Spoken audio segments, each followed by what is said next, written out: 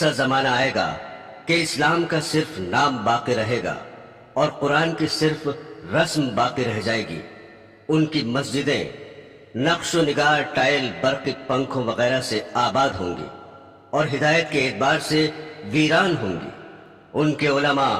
آسمان کے نیچے رہنے والوں میں سب سے زیادہ برے ہوں گے۔ ان علماء سے فتنے پیدا ہوں گے اور پھر ان میں واپس آ جائیں گے۔ اسلام کا صرف نام باقی رہے گا، یعنی اسلامی چیزوں کے نام ہی لوگوں میں رہ جائیں گے اور ان کی حقیقت باقی نہ رہے گی، جیسا کہ آج کل نماز، روزہ، زکوٰۃ، حج وغیرہ کے بس نام ہی باقی ہیں اور ان کی حقیقت اور روح اور ادائیگی کے وہ طریقے اور کیفیتیں باقی نہیں ہیں جو رسول خدا صلی اللہ علیہ وسلم سے منقول ہیں، اور کروڑوں مسلمان ان سے کورے ہیں۔ قرآن شریف صرف رسماً ہی پڑھا جاتا ہے، اس کے الفاظ اور خوش الہانی کا تو خیال ہے، مگر اس کے معنی پر غور کرنا اور اس کی منع کی ہوئی چیزوں سے بچنا تو مسلمان کے تصور میں بھی نہیں رہا۔ مسجدیں زیب و زینت سے خوب آراستہ ہیں، دلکش فرش، قیمتی غالیچے، دیدہ زیب فانوس، عمدہ عمدہ ہنڈے اور آرام و راحت کی چیزیں مسجدوں میں موجود ہیں، مگر ہدایت سے خالی ہے۔ مسجدوں میں دنیا کی باتیں، تانے، غیبتیں بے دھڑک ہوتی ہیں، اور امام و مؤذن تو مسجدوں کو گھر ہی سمجھتے ہیں۔ علماء کے بارے میں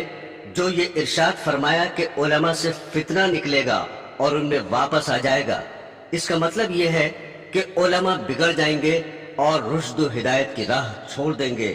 تو عالم میں فساد ہوگا، اور پھر اس کی زد میں علماء بھی آ جائیں گے۔ اور یہ بھی مطلب ہو سکتا ہے کہ علماء دنیا داروں اور ظالموں کی مدد کریں گے اور پیسے اینٹھنے کے لیے دنیا کی مرضی کے موافق مسئلے بتائیں گے، اور پھر دنیا دار ہی ان کا مزاج ٹھکانے لگا دیں گے۔ حضرات گرامی، دوسرے انسانوں کی طرح آج کل کے علماء بھی فکر آخرت سے خالی ہو گئے ہیں اور اس فانی زندگی کو اپنے علم کا مقصد بنا رکھا ہے۔ سیاسی لیڈر بننے، شہرت حاصل کرنے، روپیہ کمانے جوڑنے کی دھن میں سرگردہ ہیں، اور موجودہ زمانے کے علماء میں خال خال ہی ایسے ہیں جو اسلام کی تبلیغ کرتے ہوں، ورنہ آج تو علماء کی یہ حالت ہو گئی ہے کہ جلسوں میں